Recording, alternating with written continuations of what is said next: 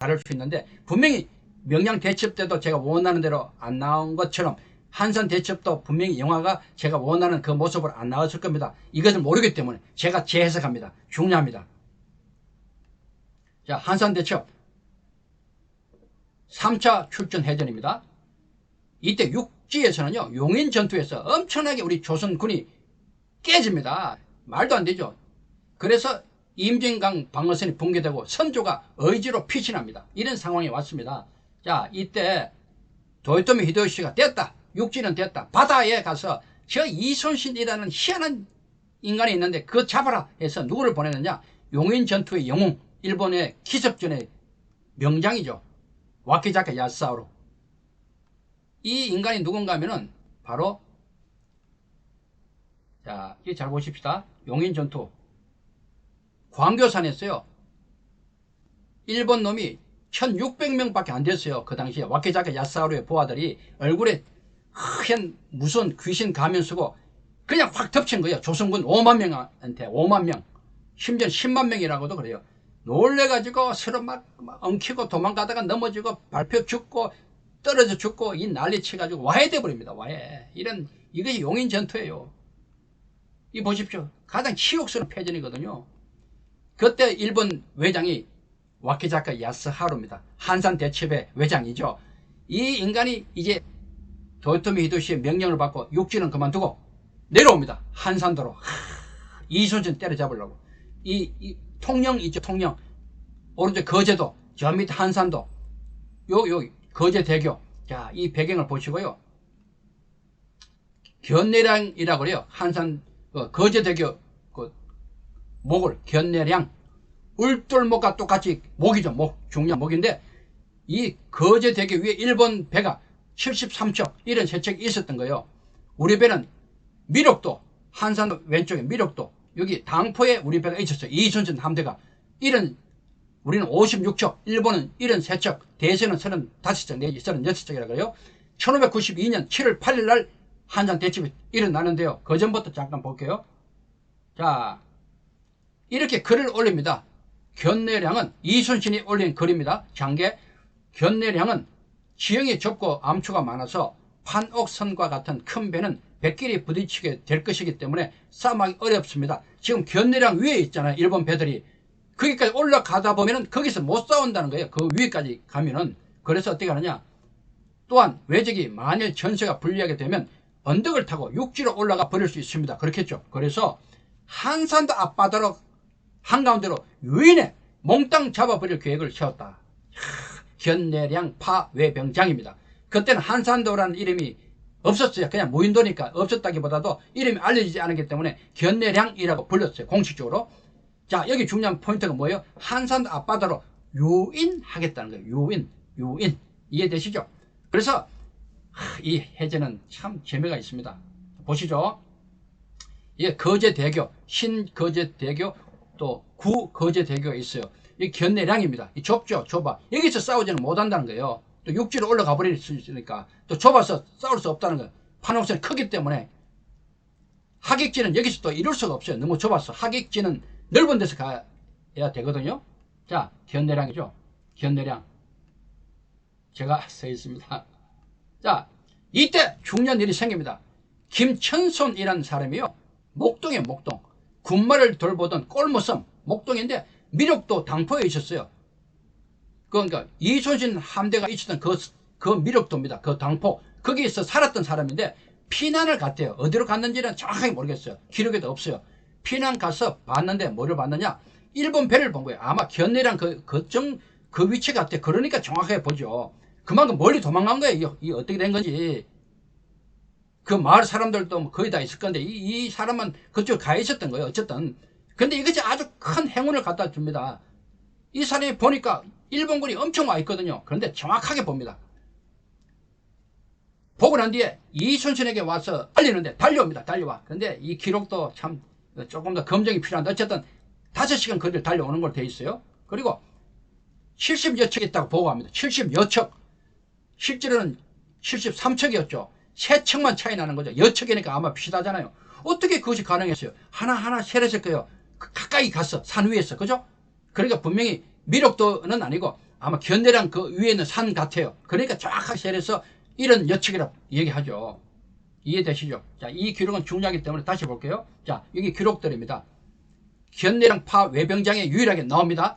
거기 보면 어떤 말이 나오는가 하면은, 날이 저물기로, 이순신이 기록입니다. 날이 저물기로 나무하고 물 깃고 있을 때 피난하여 산으로 올랐던 그 섬의 목자 김천손이 우리 함대를 바라보고는 급히 달려와서 말했다. 이해가 되시죠?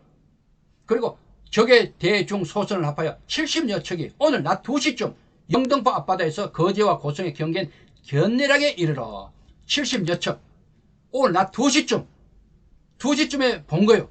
그리고 날이 저물기로 와서 보고한 거예요. 약 대략 5시간 정도 차이 나겠죠. 그죠? 그렇게 5시간이라고 추정하는 겁니다. 이해가 되시죠? 당포입니다. 이순신 함대가 있었던 곳입니다.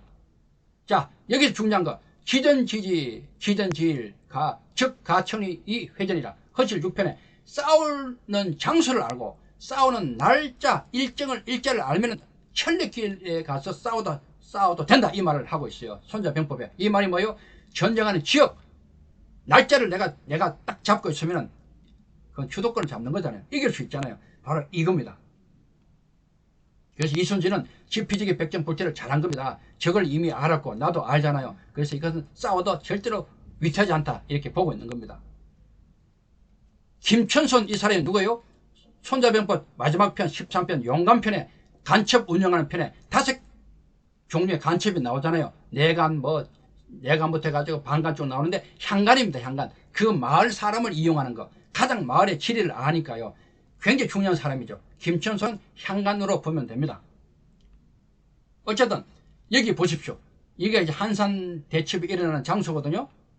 미륵도에서 본 모습이에요. 자, 제 책 이순신에 이런 글을 적었어요. 중요한 겁니다. 이것은 7월 8일 새벽 5시에 이순신은 드디어 당포를 출발하여 당포에서 출발한 겁니다. 몇 시에? 새벽 5시. 일찍 가는, 일찍. 왜? 먼저 점령하려고. 먼저 주도권을 잡으려고. 새벽 5시. 그리고 아침 7시에 미륵포 일대 도착해. 그 앞에까지 간 거예요. 아침 7시. 2시간 동안 간 거예요. 그때 일본 대선 한 척, 중선 한 척이 조선 수군을 정탐하고 솜살같이 견내량으로 쏙 들어간 거예요. 보십시오. 중요한 거예요. 2배가 온 거예요. 일본 배. 큰 배 하나, 중간 배 하나. 조선 수군을 정탐하고 견내량으로 다시 들어간 거예요. 이때 이순신이 됐다 해가지고 우리 배 5, 6척을 따라 보냅니다. 투입 5, 6척 5척인지 6척인지 어쨌든 5, 6척으로 되어 있어요. 투입시킵니다. 그리고 어떻게 하느냐, 바로 이런 모습이죠. 여기서 중요한 포인트를 제가 말씀드릴게요. 일본 배가 73척이 있어요. 우리 배가 5, 6척을 유인했습니다. 이때 중요한 거, 본래 유인하고자 했잖아요. 한산도 앞바다로 유인하려고 하는 전략을 짰잖아요. 유인을 해야 되잖아요. 그런데 5, 6척을 보냈잖아요. 5, 6척만. 지금까지 우리가 잘못 알고 있는 한산 대첩은요, 5, 6척이 끝까지 갔다가 일본 배를 끌고 왔다, 유인해가지고 한산도 앞까지 쭉 끌고 왔다고 지금 되어 있잖아요. 영화도 그렇고 드라마도 그렇고. 아닙니다. 절대로 와케자카 야사로 일본 키섭전의 명장이요, 우리 배 5, 6척을 보고 본대를 왕창 끌고 나오지 않습니다. 이해됩니까? 키섭을 잘 하는 사람은요, 적을 잘 봅니다. 적의 그 정신, 생각을 잘 읽거든요. 5, 6척이 깔짝 끌어내서 이런 세 척이 왕 끌려 나오는 이런 바보가 어디 있어요? 이해됐어요? 제가 재해석한 거.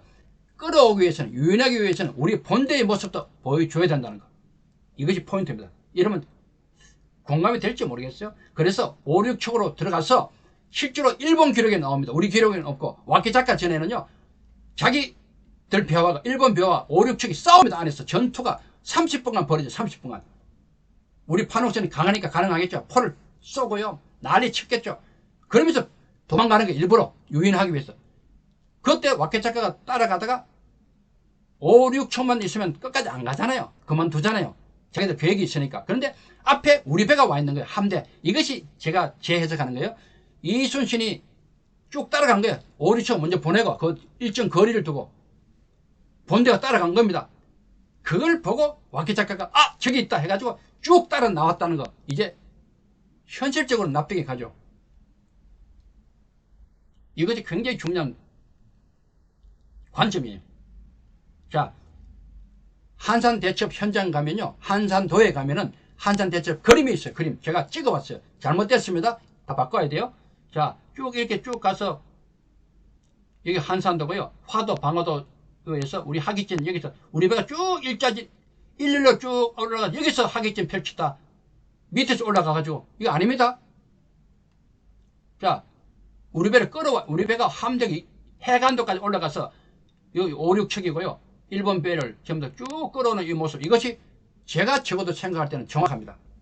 여러분도 공감하실지 모르겠어요. 이것이 맞습니다. 자, 그런데 중요한 거, 이 대류도 밑에 대류도에 갈 동안에 원균 장군이, 원균이 이런 말 합니다. 여기서 그냥 끝내자. 여기서 바로 그냥 포위해버리자. 말도 안 되는 얘기 하죠. 이런 기록을 봐서라도 본대가 여기까지 갔다는 것을 말하고 있어요. 대류도까지. 그렇죠? 제 책입니다. 제 책. 대류도를 지날 때였다. 경상 우수사 원균이 이순신에게 대들듯이 말했다. 지금 바로 일본군을 공격합시다. 하참, 여기서 어떻게 해요? 이 좁은 해협에 땅 말에 듣지 않고 이순신이 쭉 내려온 거예요. 방화도 화도까지. 자, 중요한 겁니다. 그 역사적인 한산대첩을 제가 재해석합니다. 앞으로 여러분도 이렇게 할 수 있어야 돼요. 저한테 배웠잖아요. 응영무궁이라, 전승불복이라. 계속 새로운 생각, 새로운 것으로 역사에 잘못된 것도 새롭게 해석할 수 있는 그런 해안 안목이 필요합니다. 여러분이 그렇게 하셔야 됩니다. 자, 이렇게 이 그림 잘 보십시오. 방화도, 화도를 중심으로 쭉 이제 갈라지는 겁니다. 야, 이 그림 참 굉장히 중요한 그림이에요. 자, 그래서 이런 그림 잘못됐습니다. 밑에서 쭉 일렬 횡대로 종대로 쭉 올라오다가 여기서 쭉 이렇게 하게 쳤다. 이거 아닙니다. 될 수가 없잖아요. 지금 여러분 설명 들으셨죠? 자, 이 하객진의 모습이에요. 중요한 것은요, 여기서 참 우리가 이것을 좀 알아야 돼요. 하객진은 일본에서도 사용했어요. 일본에서도 다케다 신겐 같은 무장들이 전국시대 때 일본에서 이미 알고 있는 것이 하객진입니다. 그러니까 얼마나 더 놀라겠어요. 일본 와키자카가 세상에 저런 하객진이 조선에서, 더군다나 바다에서 사용되어지다니. 바다에서 사용된 적이 없거든요. 이순신이 한 거거든요. 또 조선 육군의 신법에도 하객진이 있습니다. 장사진, 어린진, 하객진 다 육지에서 쌓았던 전법이에요. 이렇게 포위하는. 그런데 이순신이 바다에서 했잖아요. 이건 처음이거든요. 참 기가 막힌 겁니다. 그러니까 이것이 전승불복, 응영무궁입니다. 싸움의 승리는 두 번 반복되지 않고 형을 바꿔서 계속 무궁하게 나갈 때 이긴다. 두 번 반복은 안 되지만 그것을 근거로 새로운 형을 만들었잖아요. 그것이 이순신입니다. 그래서 출기불이가 됩니다. 일본군이 얼마나 놀랐겠어요. 생각지도 않은 곳으로 나간다. 출기불이 아닙니까? 궤도, 속임수. 와키자카가 얼마나 놀랐겠어, 실제로.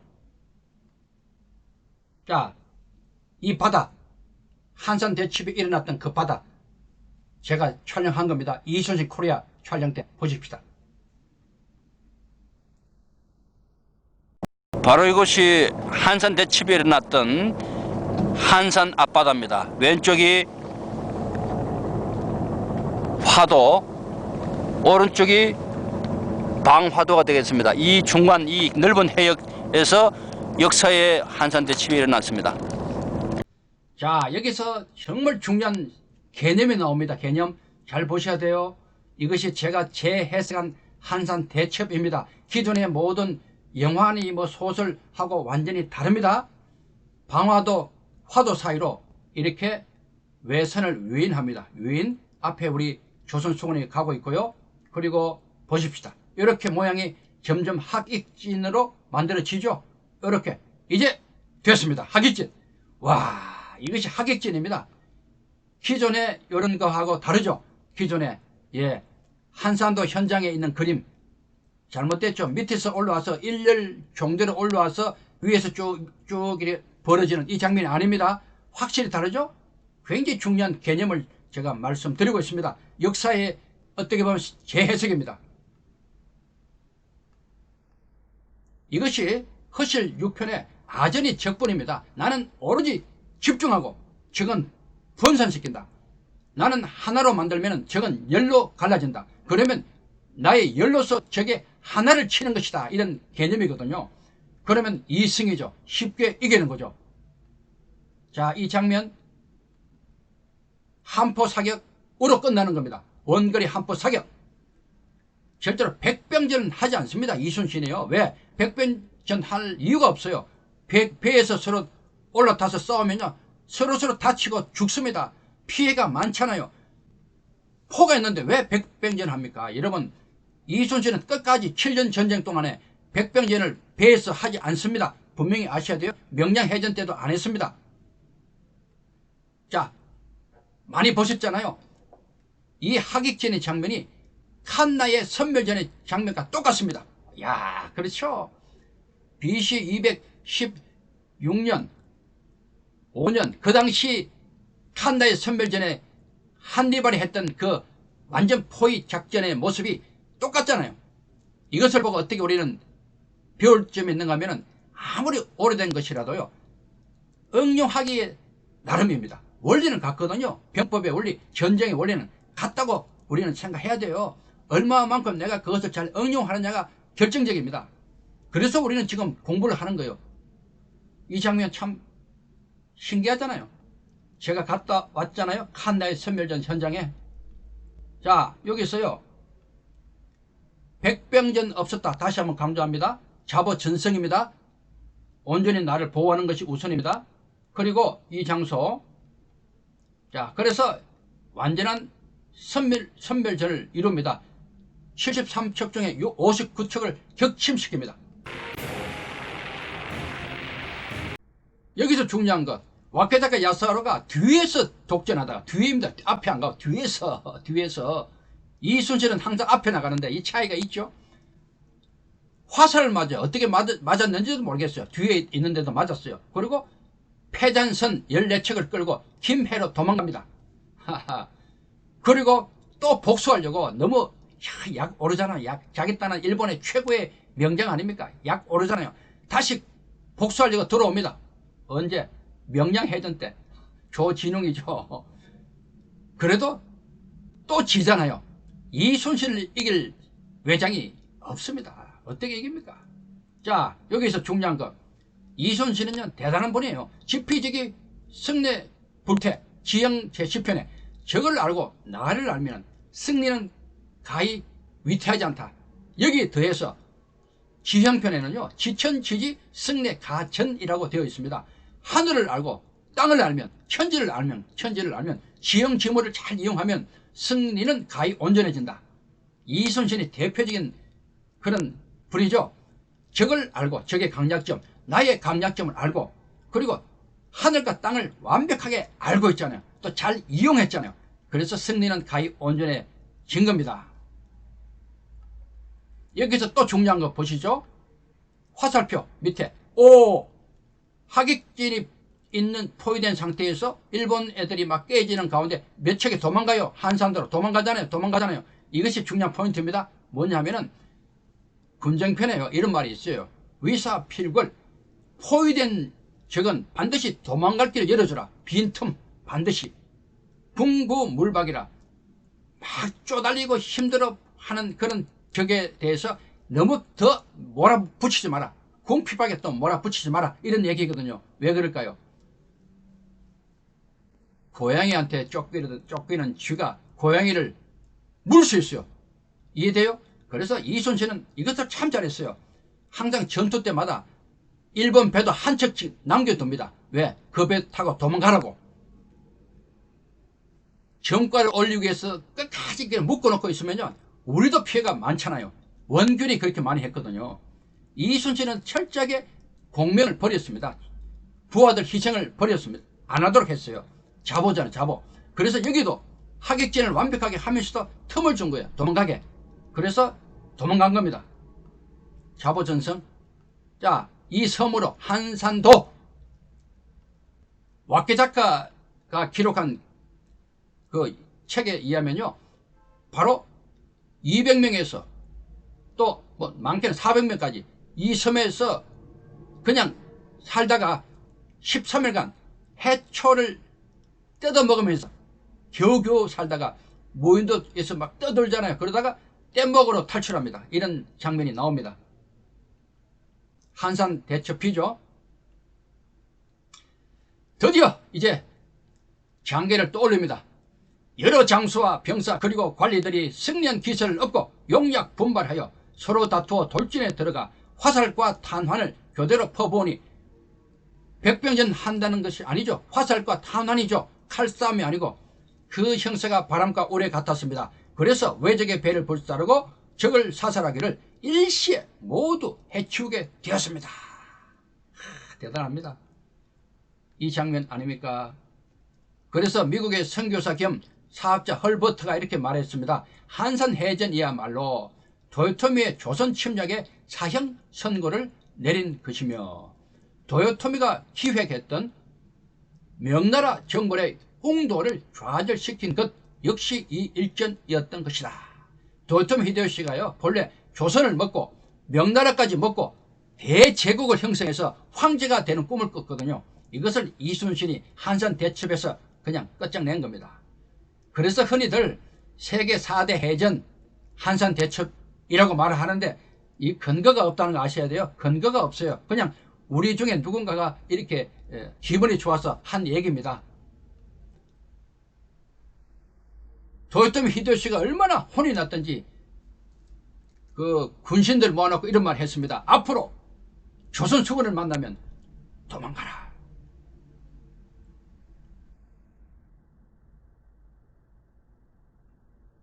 정리합니다.